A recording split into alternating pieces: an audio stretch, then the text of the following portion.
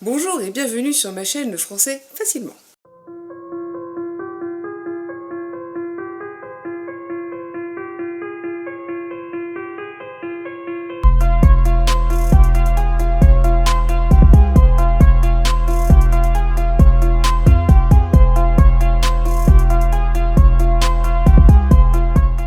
Aujourd'hui, nous allons parler des phrases verbales et des phrases non verbales. Bon, déjà la base, rappelons qu'une phrase, c'est un groupe de mots qui a du sens, qui commence par une majuscule et se termine par un point. Petit rappel pour les plus jeunes ou les débutants. Démarrons déjà avec les phrases verbales.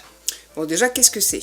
C'est une phrase qui est composée d'un groupe verbal, donc le verbe, qui est conjugué, et d'un groupe nominal sujet. Exemple. Mon bébé est malade, mon cher époux se meurt. Le groupe nominal sujet indique de qui ou de quoi on parle, et il est aussi appelé le thème.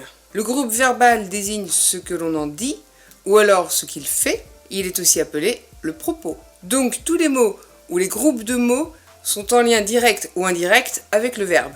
Exemple, dans la soirée, des nuages noirs envahirent le ciel. Donc dans la soirée, c'est le complément circonstanciel, des nuages noirs c'est le groupe sujet, envahir le verbe, forcément, et le ciel, le COD. Les trois groupes nominaux sont donc liés au verbe envahir. Ils s'articulent autour du verbe quoi. Noir est en lien indirect avec le verbe, puisqu'il est en lien direct avec le sujet des nuages, qui lui-même est en lien direct avec le verbe sur lequel il agit. La phrase verbale minimale, elle par contre sera constituée seulement du sujet et du verbe. On aura enlevé tous les compléments non indispensables à la compréhension. Exemple, les enfants jouent au ballon dans la cour.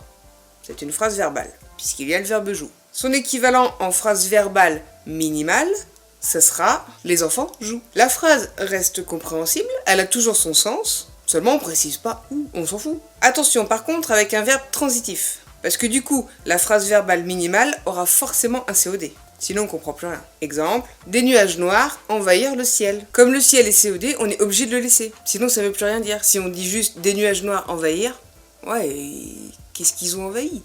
Donc il faut toujours laisser un minimum pour pouvoir comprendre. Continuons avec la phrase non verbale. Alors tout d'abord nous avons la phrase nominale. Forcément, c'est la base. Elle est donc formée d'éléments organisés autour d'un nom. Il s'agit de titres d'œuvres ou de livres, de films, d'étiquettes, etc. etc. Vous avez saisi. Exemple, Les Malheurs de Sophie, roman de la comtesse de Ségur, ou encore Une nouvelle rentrée scolaire difficile pour les parents d'enfants en situation de handicap.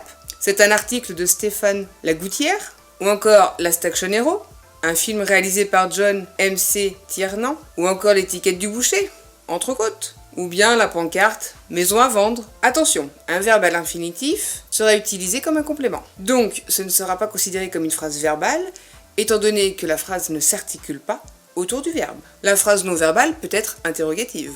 Exemple, combien pour ce chien ? Il n'y a pas de verbe. Elle peut être aussi impérative. Exemple, mais aussi exclamative. Ce sont des énoncés à deux termes. Donc le premier terme, le sujet, donc qui fait le thème, et l'autre fait le propos, donc ce que l'on dit du sujet. Exemple, chapeau monsieur, le propos, le thème. Ou encore, thème, propos. Ensuite, nous avons les phrases non verbales à présentatif. Bon, déjà, qu'est-ce que c'est qu'un présentatif ? C'est donc un petit mot pour présenter. C'est logique. Eh bien oui, certaines grammaires considèrent les présentatifs comme une classe à part entière. Et du coup, les mots « c'est » ou « il y a » ne sont plus considérés comme des verbes. Exemple, il y a du poisson frais. Présentatif, non, on n'a pas de verbe. Ou encore, C'est notre bébé. présentatif, non, toujours pas de verbe. Les présentatifs permettent à un nom ou à un groupe nominal de devenir le noyau de la phrase. Et du coup, de pouvoir lui accrocher des compléments. Donc, comme présentatif, on trouve « il y a ». Exemple, il y a un chien dans le jardin. On trouve aussi « c'est ». Exemple, c'est le chien du voisin. On trouve aussi « il était une fois ». Exemple, il était une fois, il y a fort longtemps, une jolie princesse au minois charmant. on trouve aussi « il faut ». Exemple, il nous faut un chien. On trouve aussi « il manque ». Exemple, il manque un chien dans le chenil.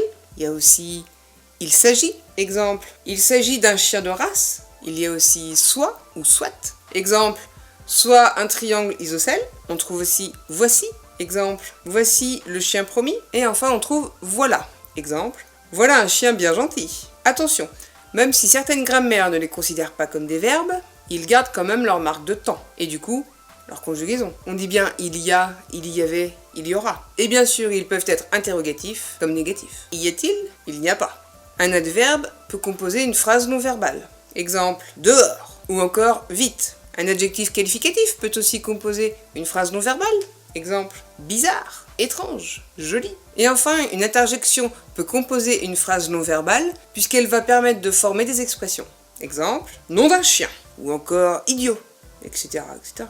Et pour finir la catégorie des phrases non verbales, on trouve les mots phrases. Des réponses à des questions peuvent constituer des phrases non verbales, en un seul mot, du coup. Exemple, Oui. Non. D'accord. Voilà. C'est pas très compliqué, mais bon, il en faut pour tous les niveaux, hein. J'espère quand même que vous aura plu. N'hésitez pas à mettre un petit commentaire, un petit pouce en l'air, ça fait plaisir. À vous abonner si c'est pas déjà fait, et à partager. Je vous souhaite une bonne journée. À la prochaine.